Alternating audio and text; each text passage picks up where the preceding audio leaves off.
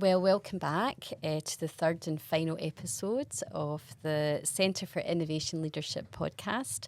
I'm delighted to be chairing this podcast. My name's Jeanette Hughes and I'm from DHI.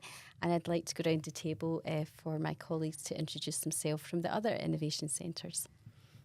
Hello, I'm Anna and I'm from the Data Lab Innovation Centre.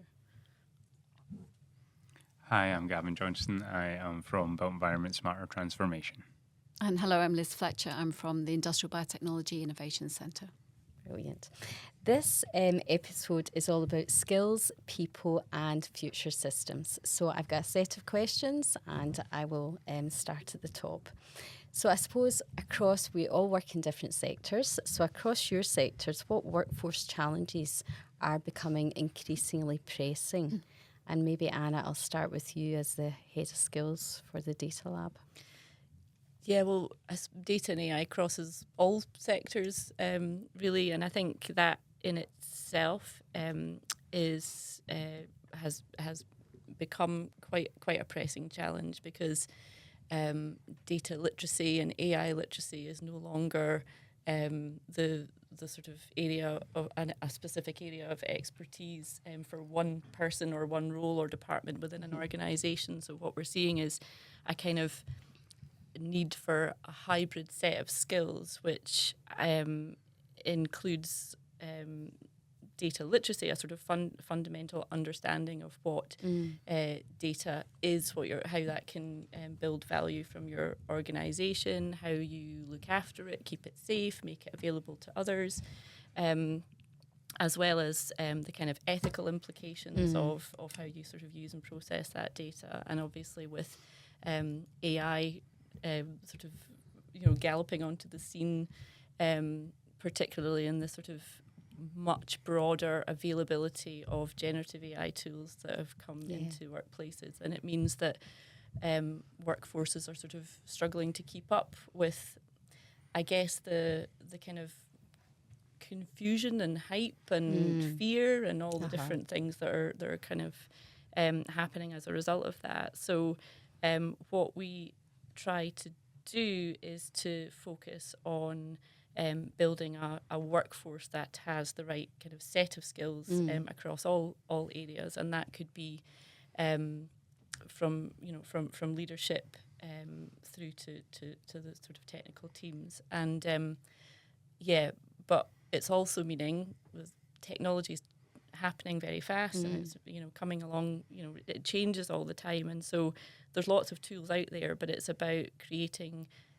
workforce who are adaptable, who are resilient, who can identify what tool is right for the job.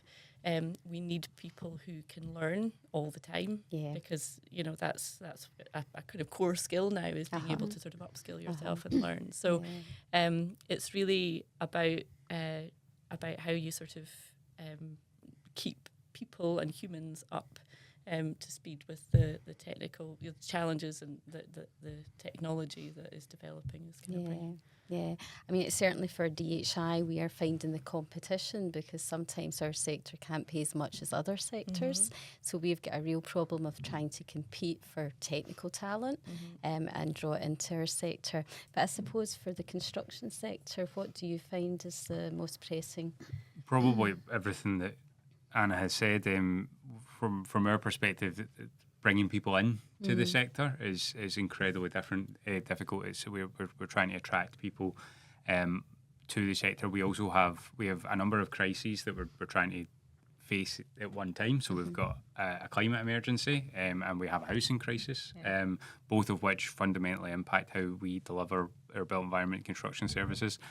As well as we have the changing landscape of data, AI and technology, and how that adoption can be put into what is quite a vernacular skill set. And how do you ensure that the workforce that you have, who are not unskilled, have the relevant competencies for the future, whilst also bringing in new talent, and then meeting the fact that we all have to be honest with ourselves, is that we have a demand that far outstrips our capacity to deliver that, so we need to innovate in order to deliver. So yeah, we have no shortage of challenges, or if we were being positive, we'd call them opportunities. Indeed. Liz, what about you from an iBio Yeah, perspective? from a workforce challenges. So, I mean, obviously, people that work in industrial biotechnology are working with microbes. It's wet and messy, and then maybe making these huge scales. So, being able to use big fermenters, big pieces of equipment.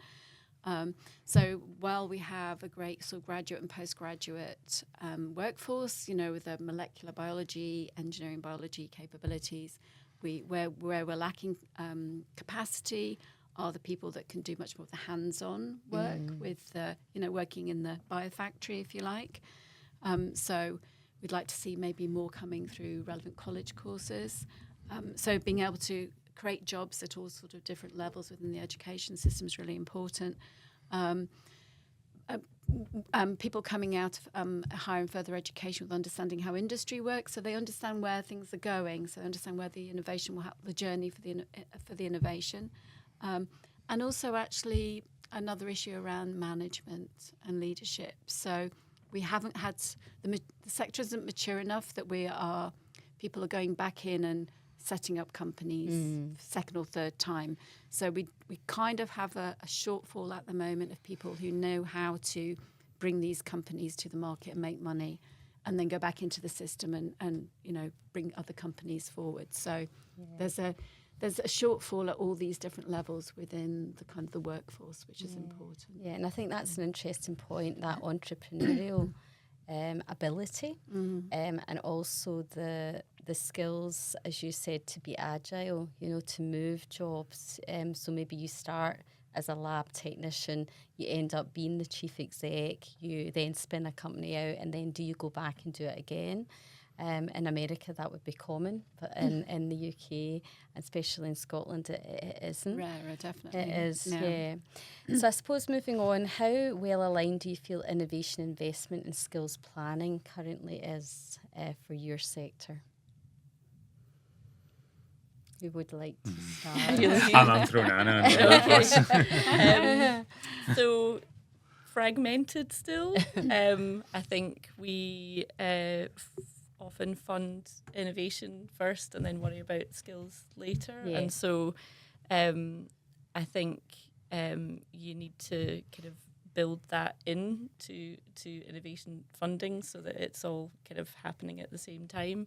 And I think that they're very, you talk about skills for innovation, and one of the things that we do with our master's students as part of their professional learning program, so they're getting their technical degrees at our partner universities, but when we bring them together for cohort development, and we run something called an innovation challenge where we get industry partners to set challenges for the students, and then they work on them in groups. So they're learning how to translate the technical knowledge and understanding they have into a business context.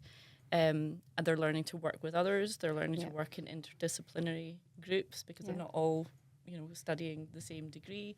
We've got people who are studying law and technology, and we've got people who are doing data engineering. We've got people who are doing AI and machine learning. So we're bringing them all together. But we're also working with the industry challenge holders to help them articulate the problem. And then we're kind of, the students get training in how to approach the problem as a futures thinking exercise. So they're thinking about it with the user, the end user at the fore, and how you from work the back beginning. from that. Yeah. So that is it's really intense for the students, but they really enjoy it, and they come up with some fantastic ideas which they then present back. So you're kind of giving them the skills in collaboration and communication and presenting and everything, and so and I the think space to and do the space to do innovation. that. Yeah, I mean that's certainly something that we find in health and care, where nobody thinks it's their job to innovate. So, you know, if somebody says, I was a nurse, I was a doctor, you know, I don't have time to think about innovation as well as everything else. And I think it's trying to, again, go back to that education pathway early on to say we are all innovators, because we're probably all coming up with ideas in our life and having that confidence to innovate. So for DHI, we run even a school, primary and secondary school, called Digi Inventors, where we actually are encouraging school kids to say, health and care have got problems, how would you solve them? And them coming up with ideas. And it's not really for them to come up with ideas that could be commercialised. It's for them to think that they have the capability and interest, that there is jobs in the world, that innovation is just part of it. So I think, again, at an early age with investment, embed it early, make everybody realise they're innovators, and then build that capacity for Scotland to do it in a bigger scale. Gavin, from your perspective? I think there are pockets of really good things happening. I think that we have good relations between trade bodies and academic institutions. I think we've got a strong backbone in terms of our colleges. And universities at all different levels within built environment. I think what we struggle with is, I think the system itself needs to be a bit more agile. I think it needs to have more flex in it for the competencies that people need to have. I think that the innovation centres play a huge part in helping to bridge those gaps at times, where it's not a whole new trade that you're learning. It's another skill set that is complementary to help you to deliver against the challenges that we have. A big problem with that is we're very good at working across our industry and creating funded pathways. However, we're working within a live environment, so a lot of the time you're not doing a pilot project.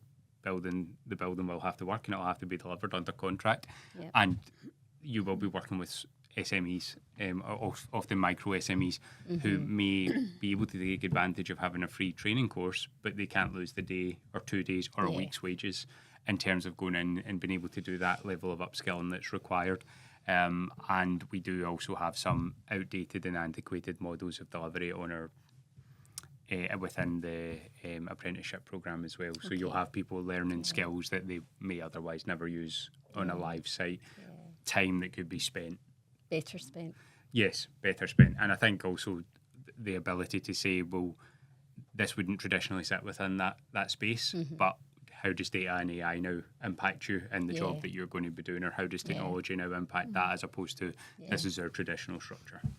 And Liz, from your perspective? Yeah, I mean, I have some sympathy for people struggling with, you know, skills and training programs, because, you know, innovation is very early. Sometimes it's never quite clear where it will go and what industry might be generated. I mean, AI, industrial biotechnology is relatively new. So planning to generate those skills and training programs is difficult to do it ahead of time, so that you've got the staff that you need. So I do see the challenge. I mean, we've done it a bit with iBioIC with a master's in industrial biotechnology, and we had a PhD training program that was very industry led. But I have seen a lot of good work from universities and colleges who have industry boards who advise on their course development. So I do think that it's being joined up, you know, that sort of industry innovation skills, higher and further education, so that we get it right a bit quicker. But I always think there must be that time delay, and you're always going to be catching up as innovation hits the market and creates new job and market opportunities. Okay, well, final question, guys. Looking ahead, what single change would be most welcomed to accelerate innovation diffusion from your sector? Gavin, I'm going to start with you. You started the whole conversation with the podcast. I don't know, but I don't know if it's a single change. I think the biggest impact would be is investing in the cluster of activity that we see happening at an innovation level, and then looking at what the cross-cluster activity can look like for that. So how can what each of us has learned in our own innovation space cross-fertilise to say, actually, we've all got the same problem statements in different sectors, and how can we innovate our way out of that, and how can that be something that's seen as an investable asset? And I think I mentioned maybe potentially off air, if that's what you say, is this idea of the relatively small investment that's been made for the massive return on investment in terms of the innovation infrastructure that we have in this country. And, you know, we need to do more to kind of promote that and champion it. Yep. Liz? I think encouraging innovation thinking really early on in life, right from nursery.